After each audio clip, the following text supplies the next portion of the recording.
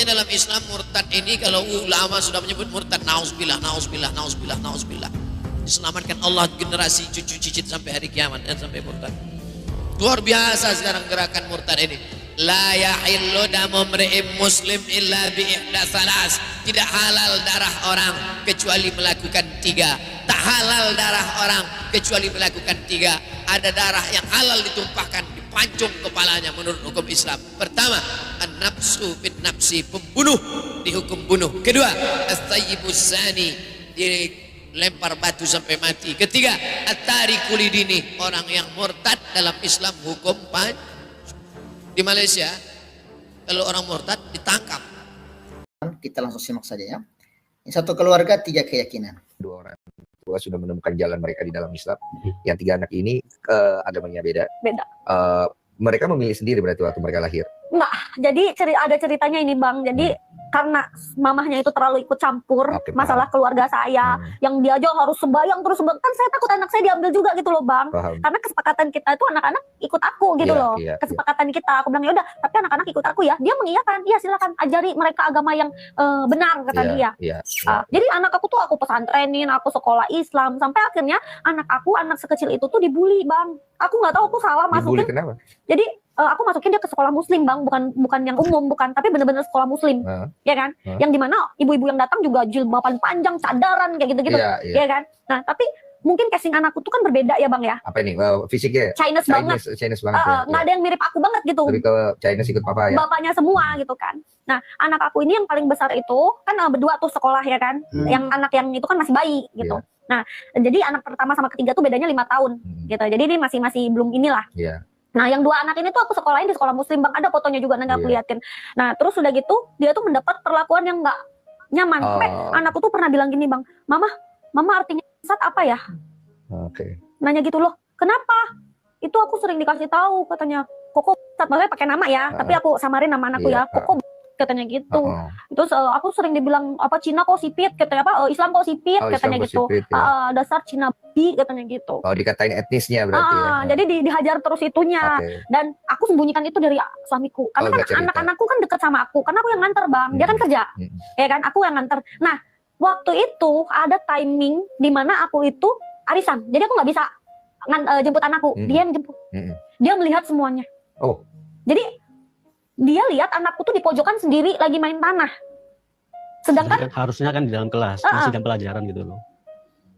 Gitu loh. Akhirnya jadi kenapa katanya. Dan itu dibiarkan sama guru-guru. Dibiarkan sama guru-gurunya. Jadi ketika anak-anaknya dibully di sekolah, dibiarkan sama guru-gurunya. Ngeri gak nih guru-guru Islam? Jadi dia main sendiri di lapangan, di tanah gitu loh. Terus akhirnya itu membuat anak-anakmu pindah agama? Enggak, belum. Waktu itu belum pindah agama, dia masih tetap Islam. Karena kan ikut saya, ya kan. Nah, terus akhirnya kita keluarkan dia, kita masukkan homeschooling. Ya kan, kita masukkan homeschooling itu 2 tahun Bang, kelas 1 sama kelas 2 SD. Ya, ternyata pemilihan homeschooling itu salah juga lagi.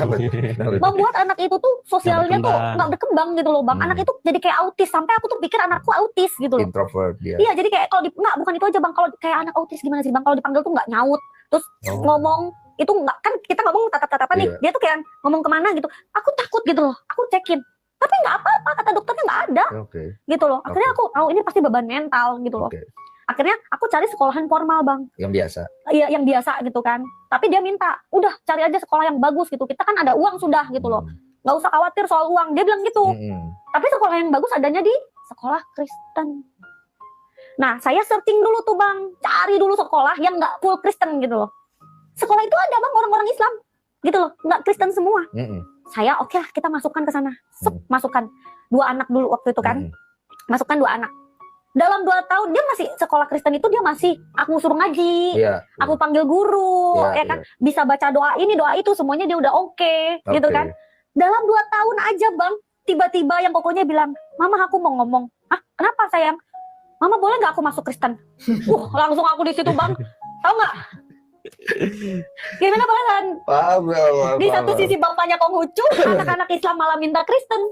Pusing nggak? Aku stres Bang, aku bilang, ya Allah cobaan apa ini? Saya bilang. Tapi abang tahu nggak apa yang saya bilang? Kenapa nak? saya sepertinya nyaman di Kristen mama katanya.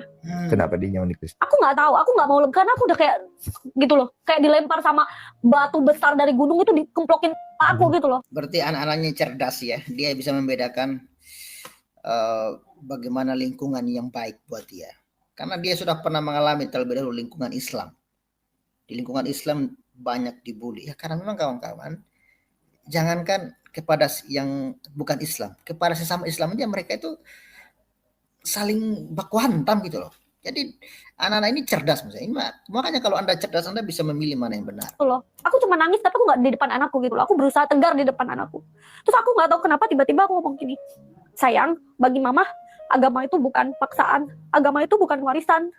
Kalau kamu memang benar-benar meyakini Kristen sebagai agamamu, mama ikhlaskan kamu. Tapi di situ saya nggak nangis bang. Dari sini. Dan anak lu bisa nonton loh. Saya cuma mau bilang, kalaupun endingnya saya nggak bisa membawa mereka ke satu nakoda yang sama, anak-anak mama, kamu tetap matahari mama, kamu tetap jiwa mama, kamu tetap segala-galanya bagi mama. Mama hidup hanya karena kalian. Beban juga ya buat udah nggak bisa panggil Pak Agus ya. Muaj, beban juga buat Pak Muaj ya sekarang ya pasti ya. Ya kalau saya sih percaya sama Allah, berdoa aja lah sama Allah, minta Iya. sama Allah sih. Karena ya ini sudah terjadi gitu Iya ya. betul. Udah jalannya begitu. Betul, dijalanin aja. Iya, dan tidak bisa juga kita bersikap lebih daripada itu karena Ah. hanya akan memperkeruh dan memperburuk semuanya ya. Saya juga gak mau anak-anak nanti anggapannya mama papa setelah hijrah mualaf apa gini kok jadi keras sama mereka. Aku gak mau gitu. Iya, karena nanti kesannya Islamnya jadi Betul. Islam yang keras. Jadi Keras. takutnya nanti selama yang waktu kecil mereka alami ternyata orang tuaku juga begitu. Kita Nah nggak itu mau. bahaya. Dan Kita agama nggak itu kan sensitif sekali. Betul. Bahkan aku sempat bilang sama anak-anak, ya kemarin kan sempat ada debat-debat juga sedikit sama bapaknya kan. Kita bukan lagi ngomongin itu, kita lagi makan nih berlima, lagi makan di meja makan biasa. Kira-kira ya Ibu Sylvia ini kalau misalnya suaminya minta kawin lagi, dia kasih nggak ya? Ya karena kan di dalam Islam kan boleh ya suami itu kawin lagi kan, 2, 3, 4 istri ya. Kalau Anda nggak rela suami mau kawin lagi, berarti ya dipertanyakan juga Islammu ini ya.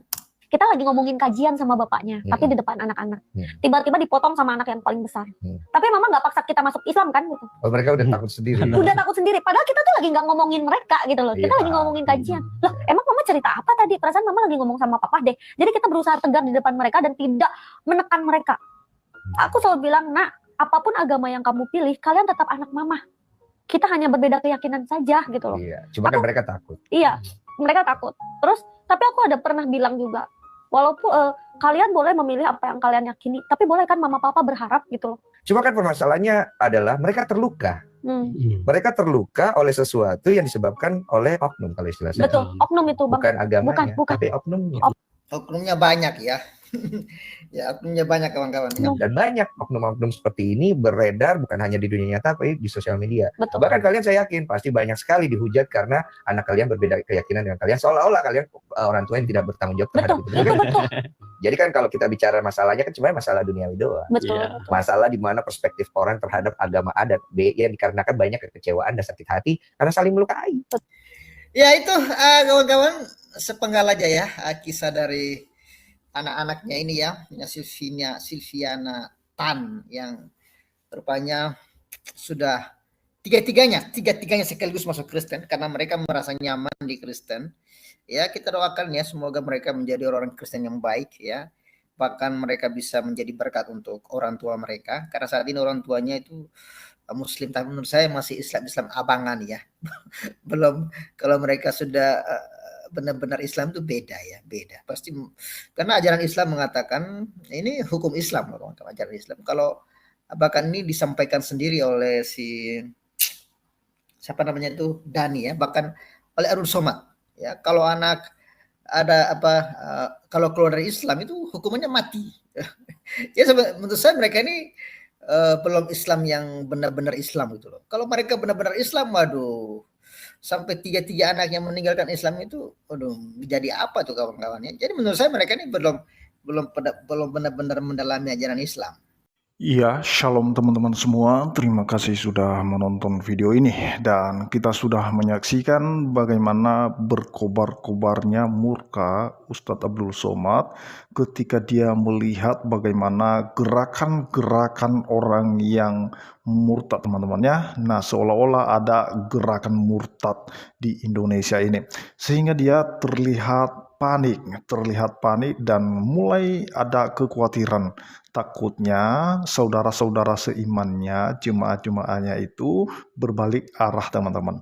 Dan itu yang perlu dia khawatirkan. Sehingga ketika ada pertanyaan-pertanyaan terkait bagaimana orang yang murtad dan apa hukum yang layak untuk mereka yang meninggalkan Islam, maka yang dijelaskan Ustadz Abdul Somad itu harus halal darahnya atau dipenggal lehernya. Nah, teman-teman, itu sesuai hukum syariat yang dijelaskan oleh Ustadz Abdul Somad. Nah, seperti apa yang pernah disampaikan oleh Kiai Buya Syakur, teman-teman, di dalam channel YouTube-nya semasa dia hidup itu, dia sering menyampaikan tentang hal itu bahwa memang tidak ada paksaan ya, tidak ada paksaan bagi orang untuk memasuk Islam misalnya, tetapi untuk keluarnya itu sangat sulit. Nah, teman-teman, sulitnya itu nggak bisa, bahkan ada hukumnya. Kalau yang murtad itu ya harus halal darahnya. Itulah sebabnya merupakan suatu dilema bagi orang-orang yang murtad, teman-teman ya, yang mau meninggalkan keyakinannya dan kemudian dia menganut keyakinan lain. Dan itu sangat dilema sekali. Kenapa kita katakan dilema? Karena itu ada permasalahan yang luar biasa. Keluarganya bisa mengucilkan dia, keluarganya bisa mengusir dia. Ya syukur-syukur, puji Tuhan, kalau hanya sekedar diusir atau tidak mendapat wasiat ya, tidak mendapat warisan harta dari orang tuanya. Nah, tetapi kalau yang ditakutkan ini, teman-teman, ketika berlaku hukum untuk halal darah ini. Nah, teman-teman, kita sudah mendengar banyak kesaksian para murtadin ya yang sudah mengikuti Yesus, dan mereka menceritakan bagaimana mereka seolah-olah terlihat merdeka, teman-teman ya. Merdeka ketika mereka keluar dari keyakinan mereka dan mengikuti Yesus. Bukan hanya seolah-olah menurut saya, tetapi benar-benar merdeka, teman-teman. Mereka mendapat suatu kebebasan. Nah, karena di dalam keyakinan lama mereka itu, mereka merasa sudah terikat oleh hukum-hukum keagamaan. Ketika mereka keluar dari situ, maka tidak ada lagi hukum yang mengikat mereka. Sama seperti di hukum Musa, teman-teman ya. Karena setiap orang yang hidup di bawah hukum Taurat itu ya harus terikat dengan hukum Taurat itu sendiri. Tetapi Yesus Kristus yang menggenapi, yang memenuhi seluruh hukum Taurat itu sudah menjadi satu jalan bagi manusia untuk membebaskan manusia dari tuntutan hukum tersebut. Sehingga kita bisa dibenarkan bukan lagi karena melakukan hukum Taurat, tetapi karena kita beriman kepada Kristus sebagai satu-satunya cara Allah dalam melunaskan hutang dosa manusia. Nah, teman-teman, seperti yang kita ketahui, bagaimana anaknya Ibu Sylvia, ketika mereka sudah merasa tidak nyaman dalam keyakinan mereka, apalagi melihat saudara-saudara seimannya memperlakukan mereka seolah-olah tidak adil, mereka memperlakukan tidak baik, sehingga mereka mencari tempat yang aman yang memang menciptakan kenyamanan bagi mereka. Nah, teman-teman, ternyata khususnya seperti yang disaksikan oleh Ibu Sylvia, mereka mendapatkan tempat yang nyaman itu ya di lingkungan atau di kalangan Kristen. Kenapa? Karena Kristen itu mengajarkan bagaimana mengasihi, jangan melakukan penganiayaan, apalagi membuli, mengejek, mengolok-olok, dan lain sebagainya, apalagi menghina. Dan itu dilarang keras oleh kitab suci Kristen untuk tidak melakukan hal itu. Sekalipun ada orang lain melakukannya kepada kita, kita harus berdoa, jangan membalas kejahatan dengan kejahatan. Itu yang tertulis dalam kitab suci Kristen. Nah, teman-teman, oleh karena itu mari kita belajar ya bagaimana kita harus melihat kebenaran yang sesungguhnya. Kalau memang itu sesuatu yang mungkin tidak rasional, mari kita mencari hal-hal yang rasional, pengajaran-pengajaran yang rasional, yang memang itu tidak mengikat kita dan tidak menyiksa kita. Mari kita mencari kebebasan, kemerdekaan dalam kebenaran itu sendiri. Itu saja yang perlu saya sampaikan, kiranya Tuhan Yesus memberkati kita semua. Shalom.